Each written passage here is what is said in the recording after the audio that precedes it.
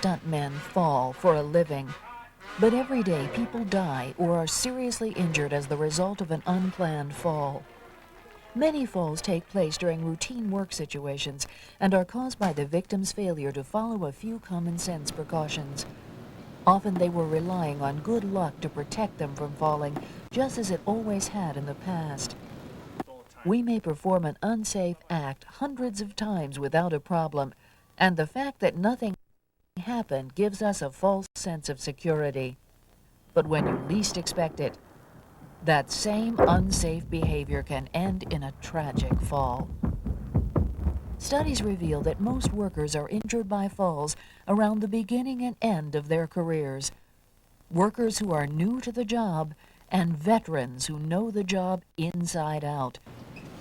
That's because people who are still learning the ropes may be more concerned about doing a good job than about potential risks.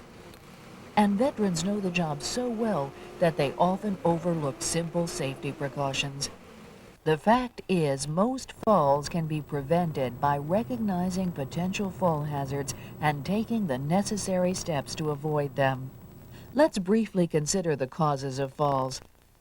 Falls happen anytime you lose one of two things, footing or traction. A loss of footing happens when there is less than full contact between the sole of your shoe and the surface on which you're walking or standing. Loss of traction can happen anytime you take a step on a slippery surface like ice or the bathroom floor. To avoid falls, it helps to know the 5 major categories of falls: falls on stairs, tripping, slipping, faulty equipment, and unsafe acts. First, let's examine falls on stairs.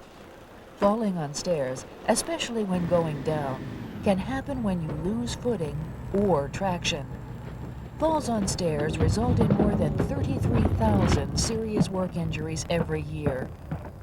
When a body hits the ground from this height, it will be traveling at a speed of about 9 miles an hour, more than enough to cause a serious injury. There are a few simple precautions that you can take to prevent falls on stairs. Take it slow and watch where you're going. Carrying things that block your view is just asking for trouble. Use the handrail from start to finish, even if it means making more than one trip. Tripping is another major cause of falls. Whether it's a change in elevation like a curb, a pothole, or an extension cord, anything that can cause a loss of footing can mean a bad fall and possibly a crippling injury. Keep your eyes on the path ahead and be alert for tripping hazards of any kind. The next category is slipping. When possible, avoid walking on slippery surfaces. There may be times when you have to cross an icy or slippery area. If this is the case, you should be alert for icing conditions. The difference between a wet surface and one that is a sheet of ice is only a few degrees. Stepping onto an icy area when you don't expect it is double trouble. If you're not certain, test the surface with 1 foot before you commit yourself. Whenever you do encounter ice, take small steps, shorter than the length of your feet, and walk with your toes pointed outward. If you have to turn on a slippery surface, do it gradually. A sharp turn results in a sideways force, and that can easily lead to a fall. Next on our list of categories is falls caused by faulty equipment. Never trust your safety to broken or malfunctioning equipment. Rusted metal walkways, unstable or improperly assembled scaffolding, or greasy or splintered stepladders. They all have one thing in common: the potential for injuries. If you find an equipment problem, correct it or report it immediately. It might go unnoticed by the next person that comes along. The last category we'll look at is falls caused by unsafe acts.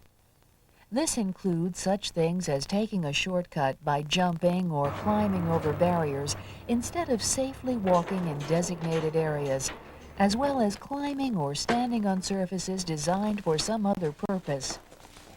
Now that we've looked at the most common categories of falls, let's consider some of the ways to prevent them. Look for potential fall hazards and get rid of them whenever possible. Check floor conditions to see if the surface is wet, greasy, or cluttered. Look for holes, ramps, and other changes in elevation that might present a hazard.